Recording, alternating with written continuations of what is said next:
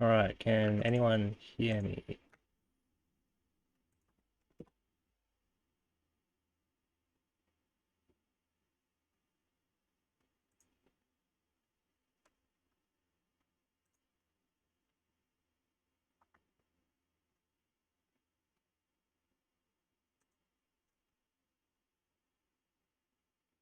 Looks like it's working.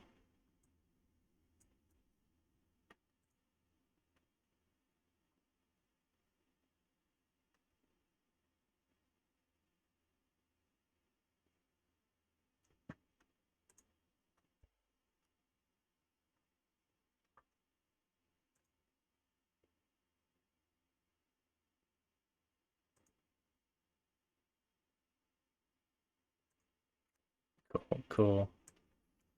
Stream might be a little bit choppy. My laptop's pretty taxed at the moment with all the stuff that it's doing. So this is my explainary for doing the projector mapping. This is something I kind of messed with for the New Year's Eve stream. I think I spent more time doing the projector mapping than I did the actual patch that I played because I kind of fell into it. So looking into it, there are kind of two pieces of software that were kind of the main ones. One was Heavy M, which is the one I end up using. It's about 199 bucks. I just got like the monthly one.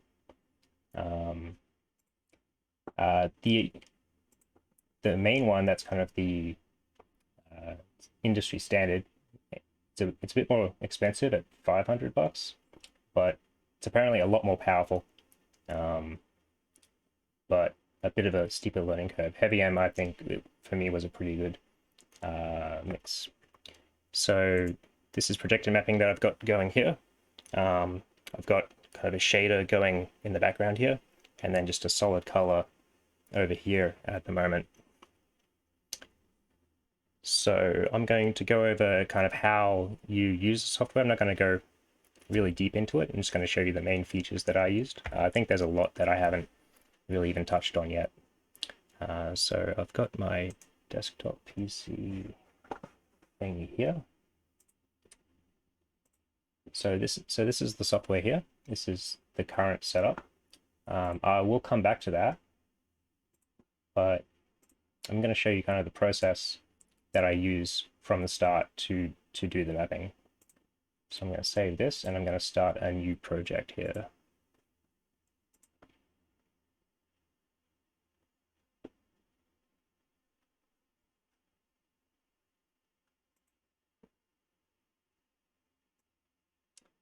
Okay, it's crashed. It has done that a few times. It's not the most stable software, but I think once you get it going, it's okay. So I'm going to create a new project, and you start with this blank screen here. You can select an output here. So I've got a projector set up as a second screen. I'm going to output that. It's just outputting black at the moment, so it doesn't look like much. I've got the projector up over here, kind of pointing down towards my rack here. So I've actually got a split screen here that should work to show you what we do here. So let me expand this up a little bit so we can see the toolbar. So Heavy M works around these shapes, which is how you map the different things onto it. So if I drag a square onto the canvas, you can see here that it's putting that out to the projector. And there's an option here where I can select show cursor. Okay, so this is kind of showing me on the projector where the cursor is. And to begin with, I basically just did an outline of my rack. So you can zoom in here and you can kind of drag. And if you see on the actual stream, you can kind of choose where the shape is. And then, yeah, I basically went through and did an outline of the rack. So it helps to kind of look at the rack as you're doing it, and look at the stream. So I'll head back to, because that's going to take me some time to kind of do that again from scratch. But that's basically how you map. And I'd recommend you start with doing all of the shapes for the different areas that you want to project to, and then start looking at add effects from there.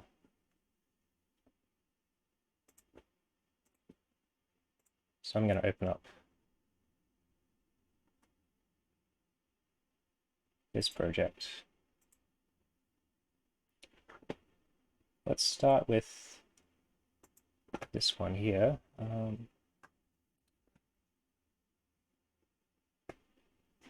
Going to set the output to the projector. Okay, something has really gone wrong here. 1 second.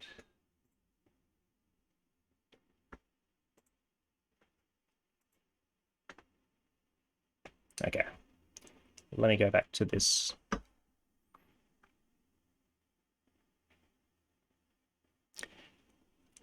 Yeah, so sorry, I'm just looking at the chat here. Is that projector on the wall or a layer in OBS?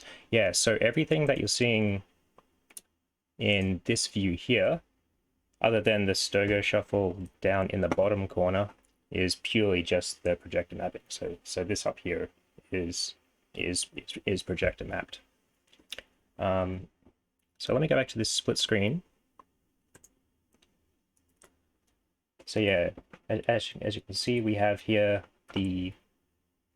just a blank color, and I've got a blue color up here, and then I've got that shader, and the shaders are quite cool. So let me bring this out so we can see. I've loaded up just a few different ones, but it's really easy to kind of switch shaders.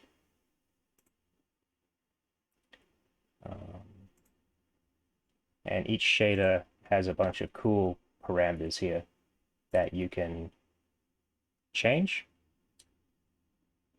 to be set to kind of static values. Or we have different modulations that we can do. Looks pretty familiar. So we have a sine wave. Whoa. And the cool thing about this, let me slow that down because that's quite sickening. There you go. Is everything is based on a tempo. So down here we have tempo of the music. So actually I'm going to change that. That's actually quite sickening. Let's see if we can find. Here's one that's less offensive. Yeah, I should put at front that there's a flashing lights warning on this. So we have here a tap tempo. I've got 120 BPM, and you kind of sync, which is cool. So I've actually got a simple patch at the moment, which is just going at 120 BPM. So that's kind of a cool way to sync the visuals. You can choose different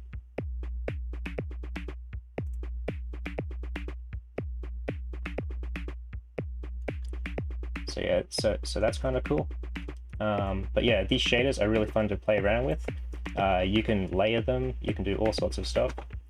Over here I've laid out the different layers for different elements, and anyone familiar with Photoshop, you have all sorts of things in here like blend mode, so you can do all sorts of cool stuff.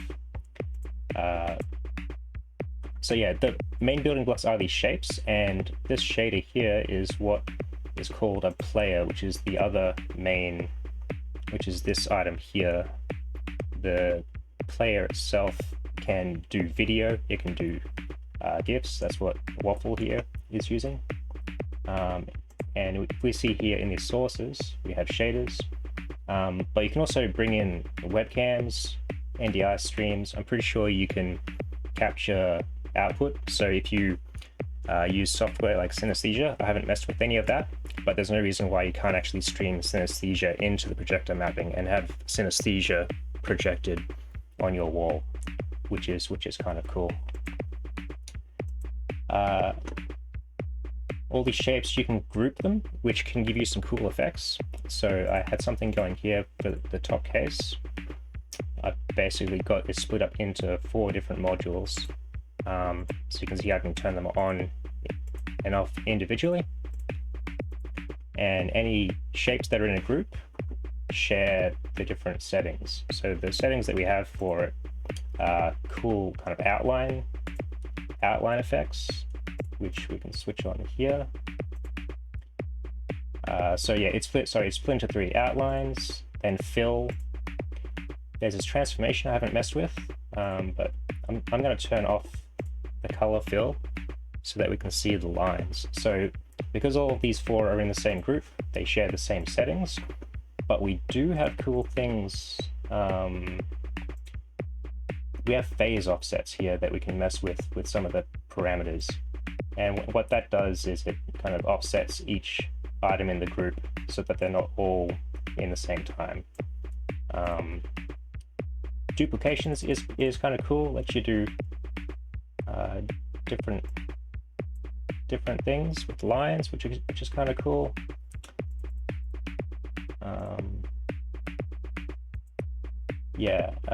One thing I thought was cool, also messing with it. Let's just do a color. Is this snake option? You can basically draw, if you have multiple objects in a group, you can draw a path through it. So start here, go to the right, and you can apply that path. You'll kind of do them in a sequence. So if we turn this on, we can see now that it's going to be turning on the color and the special, in this case just the color, and it's going to do that to the tempo. And with the tempo you can do different multipliers and all sorts of cool stuff.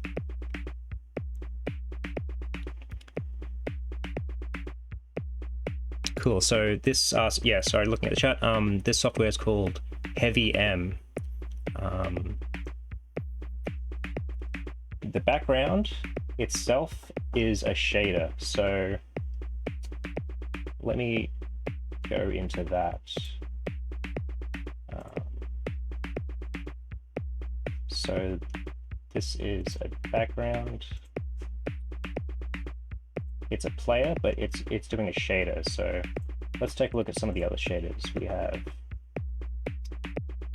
They're kind of really cool. I think you can download and write your own. These are all, I think, code-based rather than video-based, and you can apply them to videos.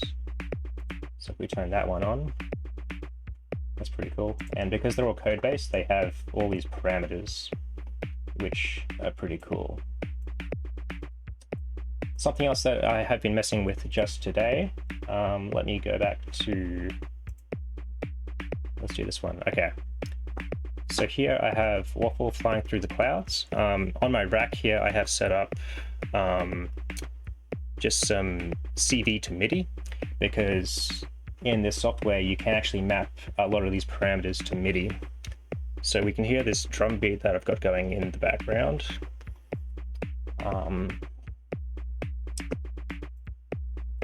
And I thought I actually had that mapped to, okay, so let's go to the background. So bear with me 1 second. Let's go back to the clouds. It may have actually been this one that I had it mapped to.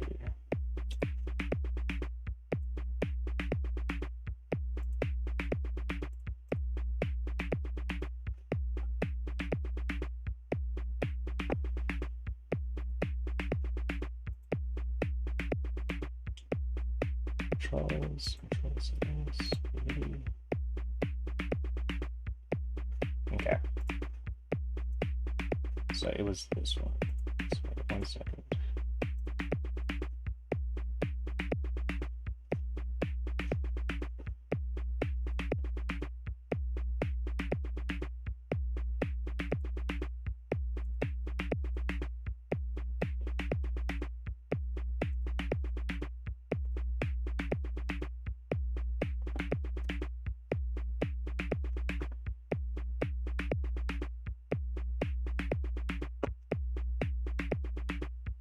So bear with me 1 second, because I think this is worth it, because it's pretty cool. I think I need to restart a service real quick.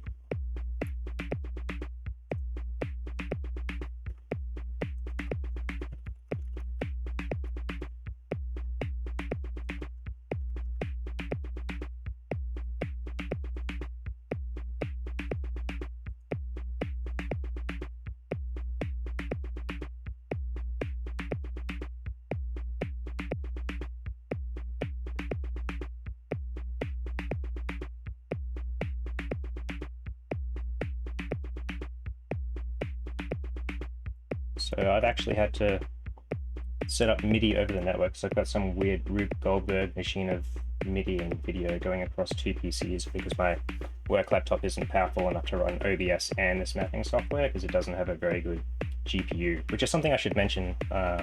This software does use a lot of GPU. So if you've got a good graphics card,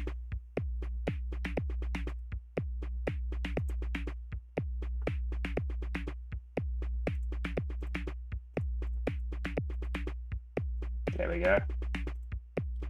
So what I've got here is I've got just a decay envelope on this kick drum, and that is being sent over MIDI, being converted to like a CC.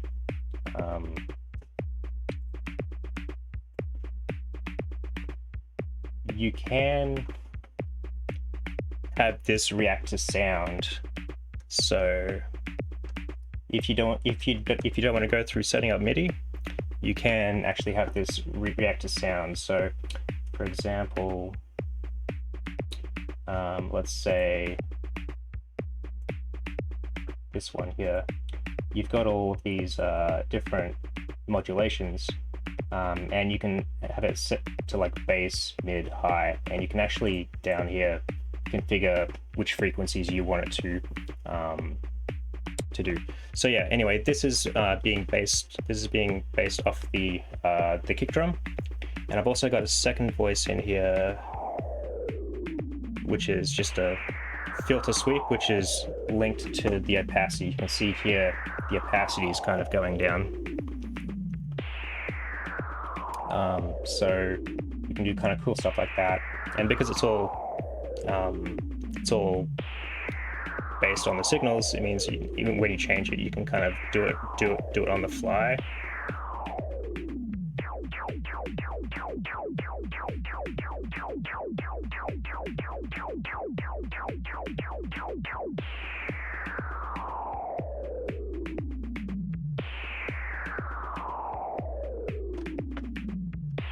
Also means you can just like hook up a lot of these parameters to just like to a knob and kind of tweak them on the fly manually. And if you were to change the drum beat,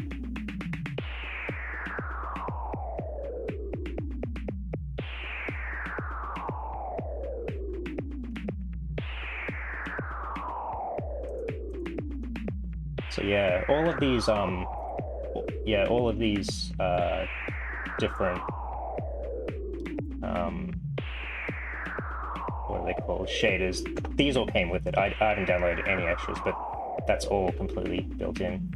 But yeah, you can add videos, GIFs, and all sorts of stuff.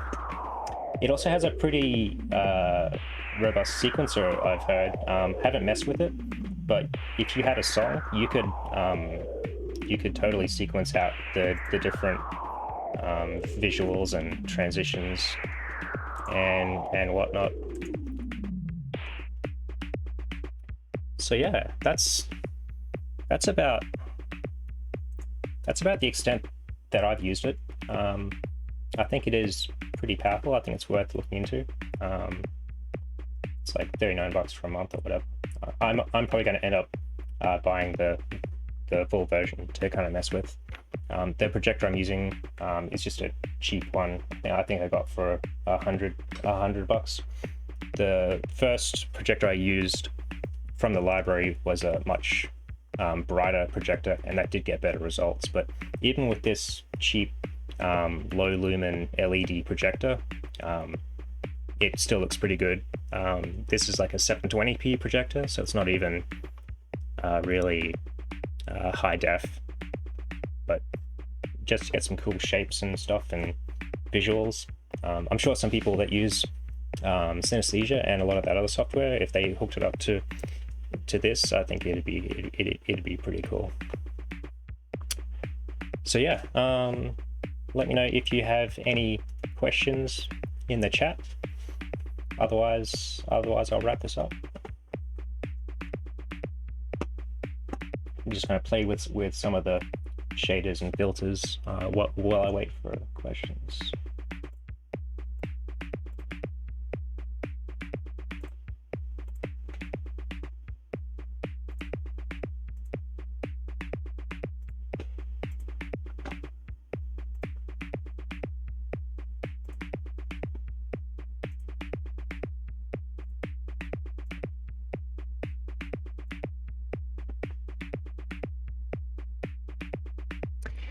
Yeah, modeling my room. I did go over that a little bit. It's pretty simple. So let me kill that drum beat first.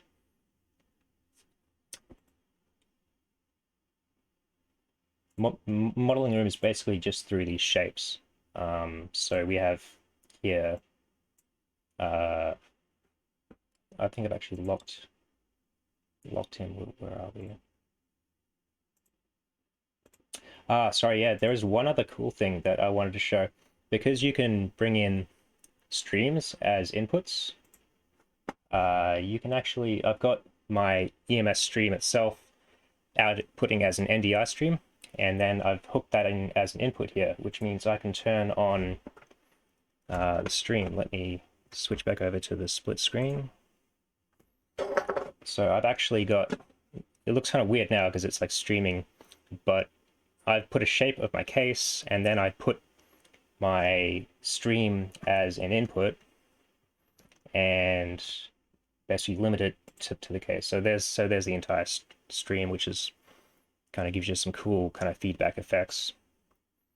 But I put the stream in here and kind of lined up the case in my stream with the case in my projector mapping, which if I switch it back to just this view, I'm kind of projecting an image of my case, so you can kind of see my hand there. It's kind of a cool ghost hand effect. It's pretty cool. But yeah, I did go over it, but it's basically just drawing lines. So all of these things here are shapes. So let me do the split screen. I'll go over it a little bit more because I didn't go over it in great detail. But it's essentially dragging these shapes here. See here, this is a circle. And mapping your room is basically just like dragging the shape around to where you want it. So you can see here, my name tag up here is kind of diagonal on the mapping software, but it's kind of square-ish in the stream. And that's basically just me dragging this around. So it's pretty easy because you kind of have instant feedback. You just kind of look at the wall and drag things around, and that's what I did with the case. It's basically just these polygon shapes where you kind of drag things around, and that's the extent of the mapping. There's no like 3D modeling or anything. It's basically just shapes. So yeah.